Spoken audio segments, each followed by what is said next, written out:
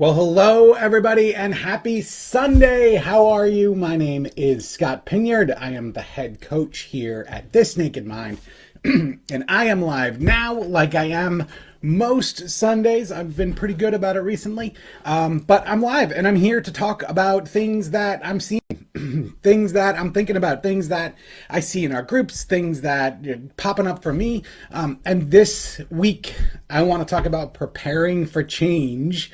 And I'm going to get to that in a second. But before I do, I want to invite you to what I think is one of the coolest events of the year, which is the January live alcohol experiment. So this year is no different than any other. We are going to kick the year off with a live alcohol experiment.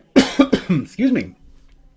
And the live alcohol experiment is where we, together as a group, spend time trying to shift our relationship with alcohol, but we do it from a place of curiosity, right? We do it from a place of,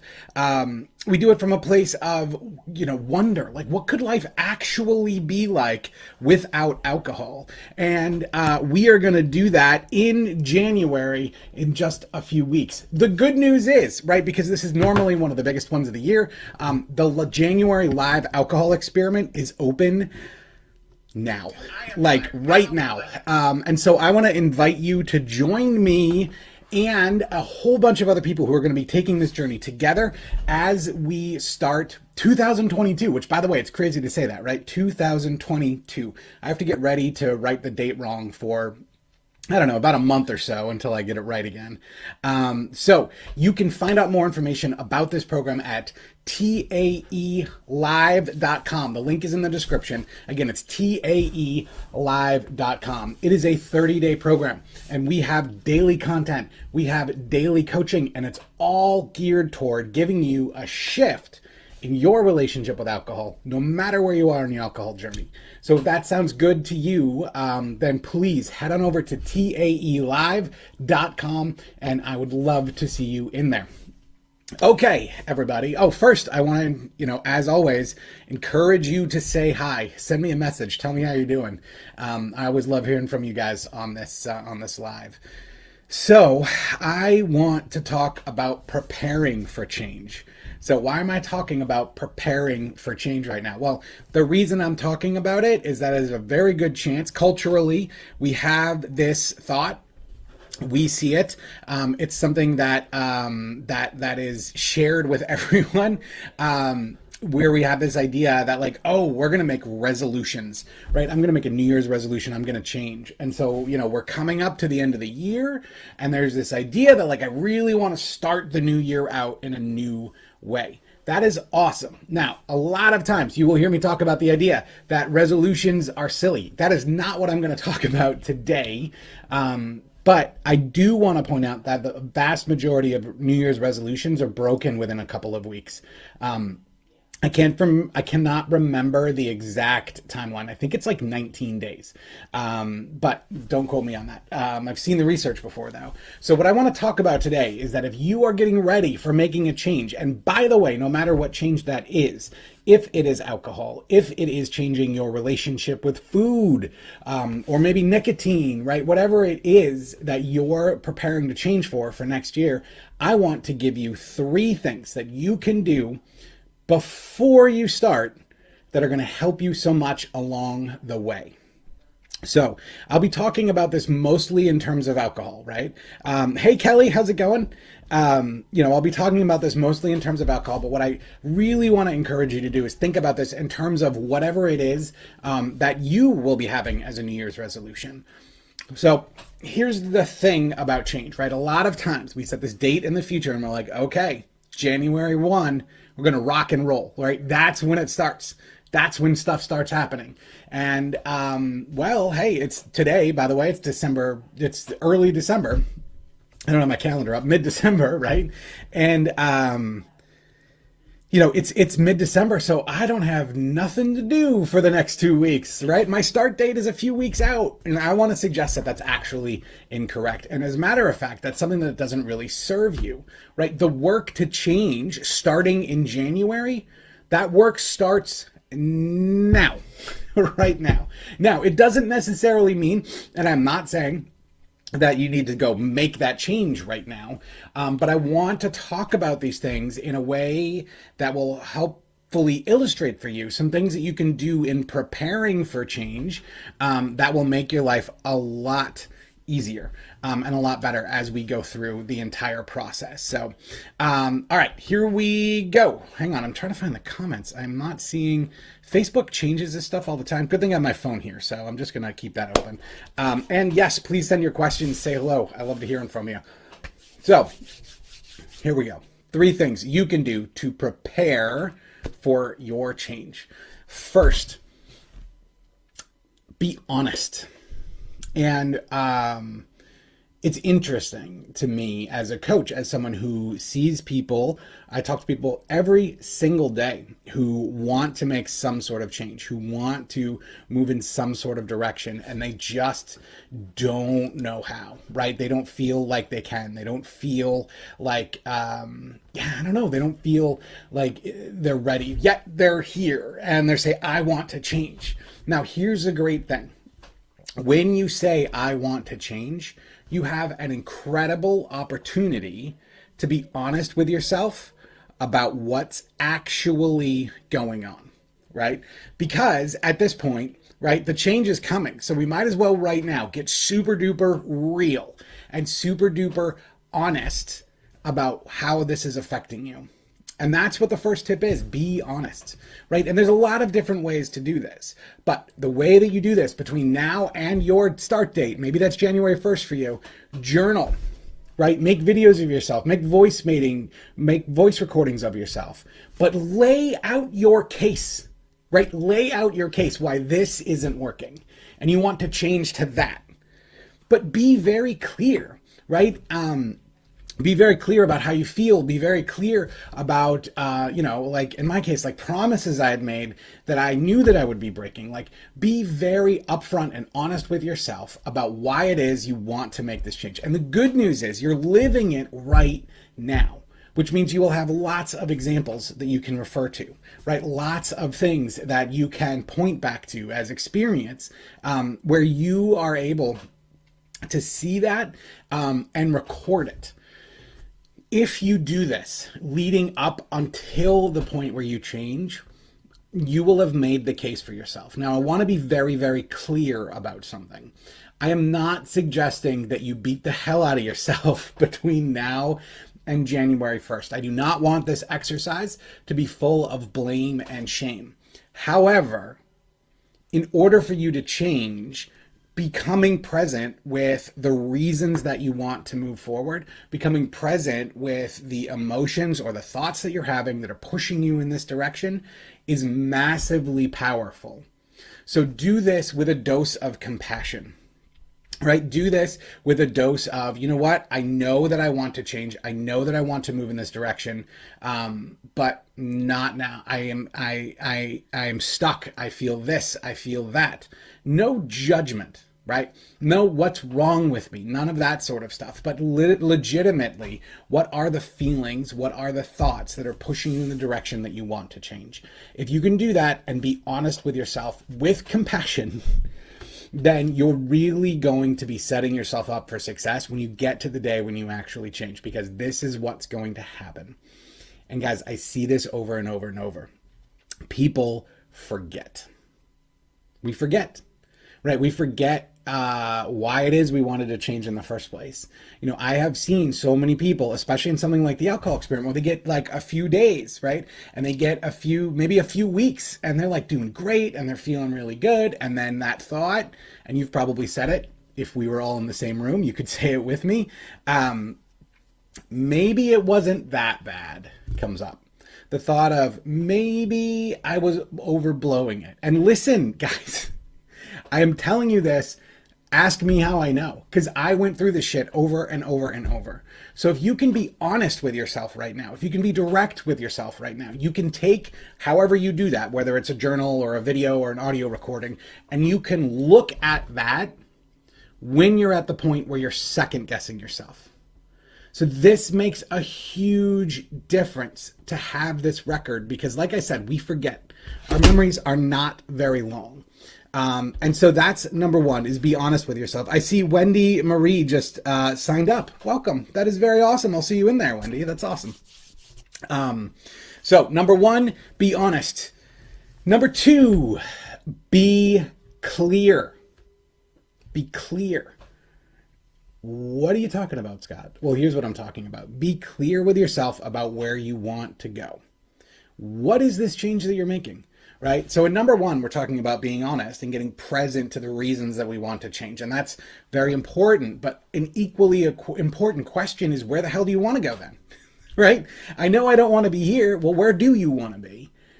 This is a fantastic opportunity to dream. Think about it, right? You can use your list and look at your list for reasons that you want to change, or, to put your goals together. All of that is fantastic. But I want you to spend some time visualizing what it means for you to make this change, right? And you may or may not know,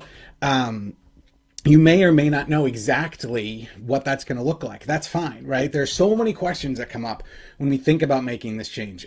Is this like a temporary thing? Is this a forever thing? Do I know? Am I gonna try to moderate? Right? There's so many questions. Spend some time thinking about what you want your life to be like, not right after you make the change, but like once you adjust to that change, what is life going to be like? Right? What is going to be different for you every day? How are you going to feel? What's it going to be like to wake up in the morning? What is your free time going to look like? What is your family time going to look like? Like, what is it going to be? And the reason it's so important to be clear about this is that having a very good idea of where you want to go is going to help you orient yourself in the right direction. Second, if you can visualize it, and I'm going to go in just a moment, and I'm digging into it a little bit. Oh, let's see. Kimberly says, I've done this twice, and it was a stepping stone on my journey. Each time I learned more. That's awesome. That's good. I love it. If you spend time visualizing this, you can actually start to feel the emotions that you will feel when you're living this life. And this sounds totally like cuckoo and out there, and I get it. It ain't, though. The reality is our brains cannot do a very good job telling the difference between a very well-crafted visualization and reality. And so if you give yourself some quiet time, close your eyes, and just think through a day once this is done, right? Think through how you're going to feel. Think through what it's going to be like to live your life in this way. You will notice that you'll start to feel emotions. That's really good, right? I want you to pay attention to that and just spend time visualizing this. You can do this a few times between now and when you start, right? In addition to writing down what the vision is, like actually step into it. Our brains have an amazing capacity to do this. And the reason this is important is that emotion, the memory of that emotion is going to stick with you. So you're clear about where you want to go in terms of what your life looks like. And now you're also clear about how you want to feel. And guess what, people? We do what we do to feel a certain way.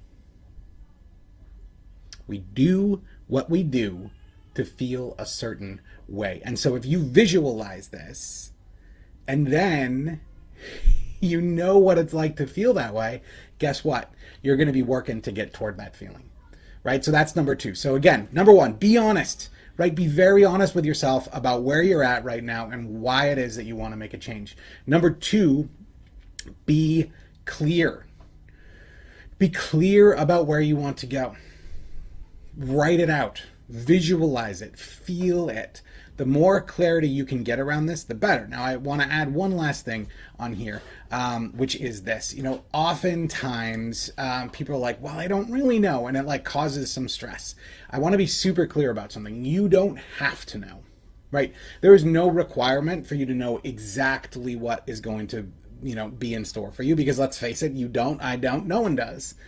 But if you can have a vision, if you can have a dream, if you can have, this is how I would like to feel, if you can have that laid out in front of you, man, that is powerful, right? So number one, be honest. Number two, be clear. And number three, this is a big one, be mindful. Be mindful. Now, you actually hear us give you a very similar instruction when you start the live alcohol experiment. Oh, this is awesome. Shelly said, I started this 3 years ago. I hit and miss months at a time, but overall about 80% alcohol free. That is incredible, Shelly. Congratulations on that. I want to gain 20 more. Yes, fantastic. You're on the path. That's so good. So be mindful. And this one's funny because, and I can tell you, like from looking back on my own drinking journey, so much of it was mindless. Right? Like so much of the drinking I did was automatic just because it was the evening. So much of the way I felt, I just got used to, right? Like having a hangover in the mornings or being really tired or feeling that anxiety. Like it just became part of my life. And it wasn't until I got into this process where I really started to become mindful of those effects, right? Of those effects that were happening with me. And so being mindful, this isn't about this isn't about being honest. This isn't about being clear. This is about just paying attention to what's actually happening with you. Again, alcohol is so tied in to our society and so tied in to our culture that it just seems to be everywhere. Right? We seem to have it all the time. And it just becomes normal in the same way that like drinking a glass of water becomes normal, right? You don't really think about it. But what I'm suggesting here with you being mindful about your drinking is going to bring your reasoning and your planning and your motivation to another level, right? So there's one way that is really fantastic to be mindful, and it's this. Before you start drinking for the day, right? So let's say it's for me, it would be any day, right? I'd be coming home from work. I would feel anxious. I would feel worried about, I don't know, something at the office or, concerned about, man, my kids are going to be so loud or I got to pay the rent or whatever. I'd have all these voices in my head and then I would feel like, oh, I just want to let these go, right? So I'm going to have a drink that's going to help me do that. And so that was the thought process for me. So I'm using myself as an example, but in that situation, what I would do is I would write down, all right, this is how I'm going to feel. I'm going to feel more relaxed. I'm going to feel more excited. Yeah, Shelly, exactly. Write it down. I'm going to feel more engaged. I'm going to feel whatever that happens to be. And then go ahead and drink, right? If you are currently drinking, that is fine. And then set an alarm on your phone. After that first drink, wait about 20 to 30 minutes. And then check in with yourself. Did this actually happen? Right? This thing that I thought was going to happen, did this actually happen? How did it actually feel? And that is such an incredible exercise because, again, so often when we drink, we just do it mindlessly, right? So we pour that first drink and we have that first drink, and then pretty soon we feel like we need to have another drink, and then after that, another drink, and that's at least what it was like for me. I don't know what it's like for you, but we're not really paying attention to it. So what I am saying is pay attention to it. Pay attention to how you feel physically, mentally, and emotionally as you go through your drinking. And write it down or take a video of yourself or a voice recording, whatever feels comfortable for you. Now, again, on this one, this is not about the blame and shame. This is about you getting a real clear understanding of what that inner dialogue is as you're getting ready to drink and what that inner voice says, right? What are the things that you're looking for? And then what actually happens. When we take those two things and compare them, in reality, some interesting things tend to happen. Now, I'm not going to tell you what that is. It's going to be unique to every person, but spend time with it. And again, this is not a place for blame or shame or beating yourself up. That is not at all what I am intending you to do with this, right? This is all about understanding. The way that I like to explain this to people is be curious. Study your own thoughts like it's like you're a scientist, right? Just be curious with it and say, oh, that's interesting. That thought came up. I wonder where that came from. Oh, I wonder, yeah, wow. I'm like telling myself here that if I drink, I'm going to feel better. Let's test it out, right? And here's the thing with all three of these things, right? Be honest, be clear, and be mindful. With all three of these things, you literally have nothing to lose. Like the thing that tends to stop people the most often from actually changing is whether or not they make a decision to change.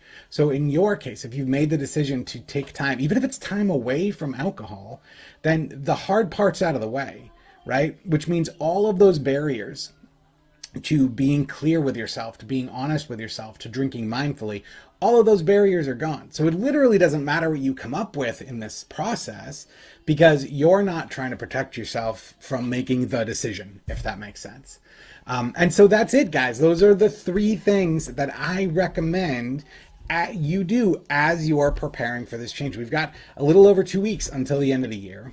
So this is a fantastic time to be honest with yourself, right? To really get real about why this isn't working and why you want to change, to be clear about where you want to go, right? How do I want this to feel? What is this going to be like?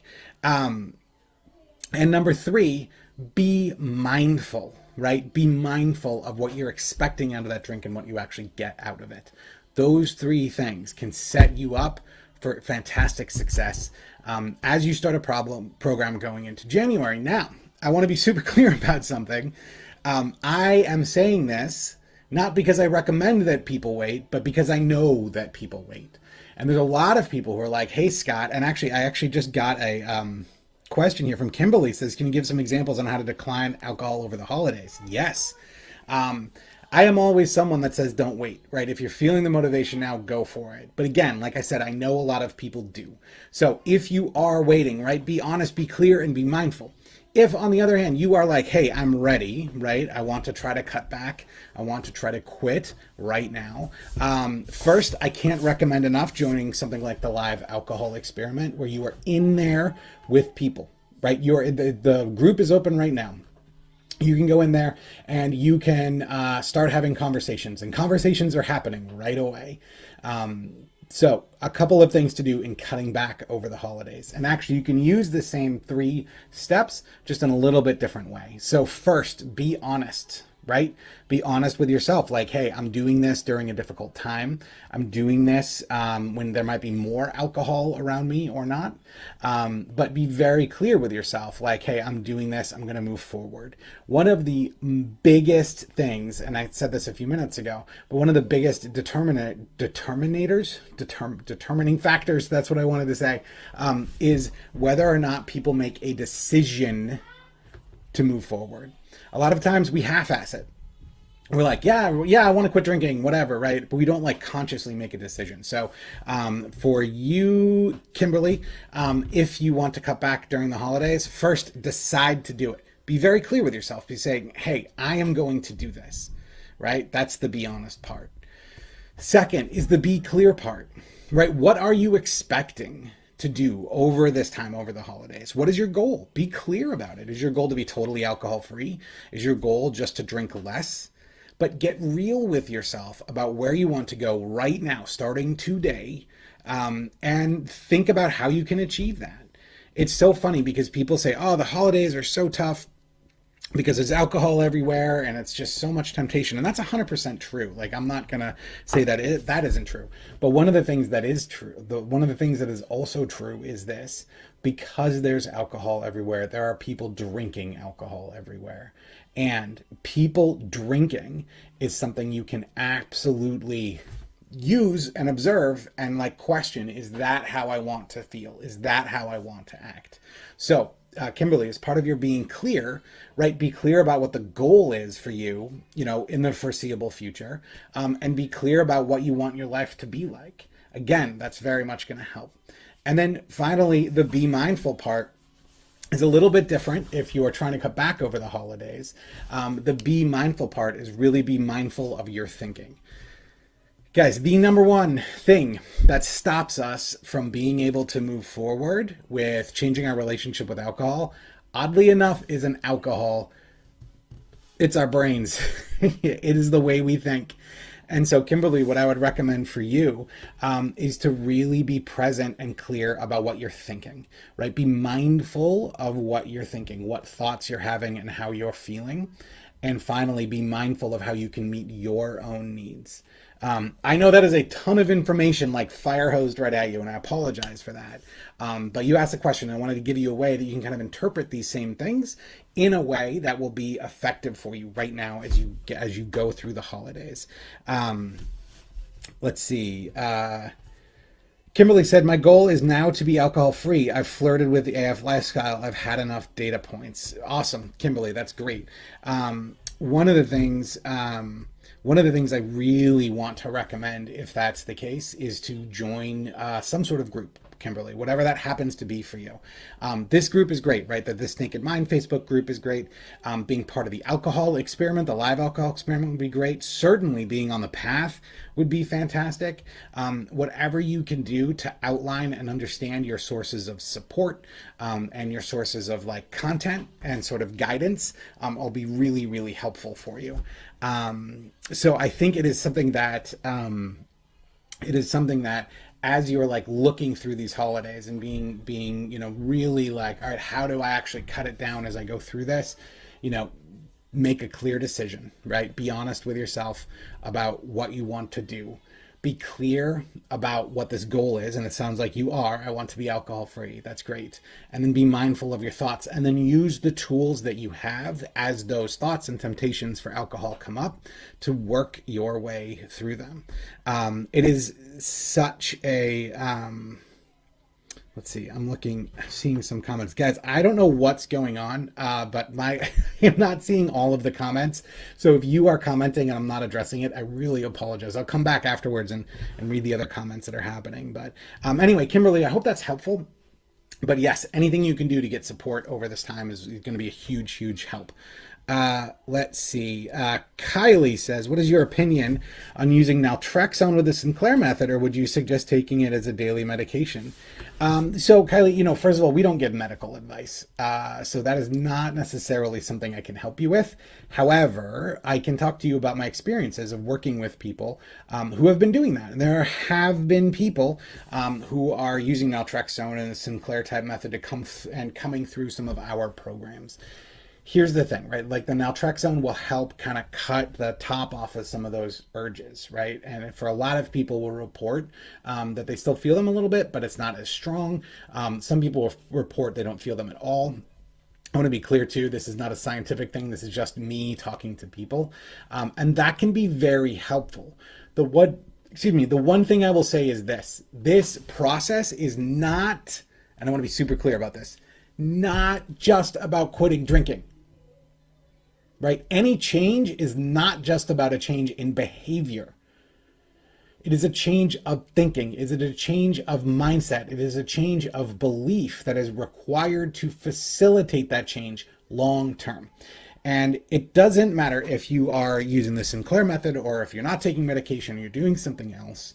Whatever you're using to try to help shift your relationship with alcohol, you need to also do the work, the accompanying work, to change your thinking, right? And that's why the Sinclair method, right? It has naltrexone and counseling.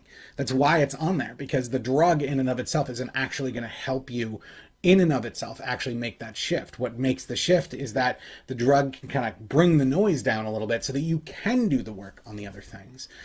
So I have seen people using the Sinclair method who have successfully changed their relationship with alcohol. I've seen people on the Sinclair method who didn't have as much luck or didn't really like it. It's highly individualized. So what I would say is this, definitely talk with your doctor about it. They're going to be, or your, counselor, whoever it is, that can help you, really have a conversation, with them and get clear about where you want to go. But no matter what, we got to deal with the thinking part of it. And for some people, that addition of naltrexone makes that easier. For other people, no. So it's really going to be up to you to make that decision with your doctor. I hope that helps. I want to be clear about something. Like, we are all for things that help people quit drinking, So, whether it's in our, my experience or Annie's experience or not, if something like this helps someone actually shift their thinking, then my answer is always going to be hallelujah. It's always going to be, yes, go for it. But that's going to be a decision to make with your doctor and to really get clear about what it's going to be like for you, and what that process is going to feel like. So I hope that is helpful. All right, everybody. That's it for me. One quick reminder, right? The 3 things to do. If you are preparing for change, if you are looking at January 1st right now and you're like, it's coming. First, be honest, right? Make a record of how things are affecting you so that you don't forget down the road. Number 2, be clear. Be clear with yourself about where you want to go. Be clear with yourself about how you want to feel, right? And then number 3, be mindful. Right? Be mindful of your thoughts. Be mindful of your emotions. Be mindful of what you want, out of drinking or out of a social situation, and really test it. Right? Drink. If you're still drinking, drink mindfully and think about, wow, how does this feel? How is this affecting me? What is my experience? If you do those 3 things, you can set yourself up to really hit the ground running when you start on January 1st. And again, I'm saying this because I know that there are so many people who are saying, I'm going to wait until January. I recommend that. I'm always like, no, change now, but I get it. And so if you're in that boat, I want you to have some tools to work with as you're getting ready. So be honest, be clear, be mindful, and you're going to really set yourself up for success. So one last reminder, the January Live Alcohol Experiment is open, January 2022. It's open right now, guys. This is the biggest one of the year. This is the one, it's so great. So it is 30 days of content and coaching, all meant to help you shift your relationship with alcohol. Find out more. Oh, by the way, it's really inexpensive too. It's like $47. So find out more at taelive.com. That's taelive.com. I would love to see you in there. Thank you so much for hanging out with me today. Again, I know that I'm not seeing all the comments, so I'll go back and address them. But I hope you have a fantastic week, and I will see you soon. Take care.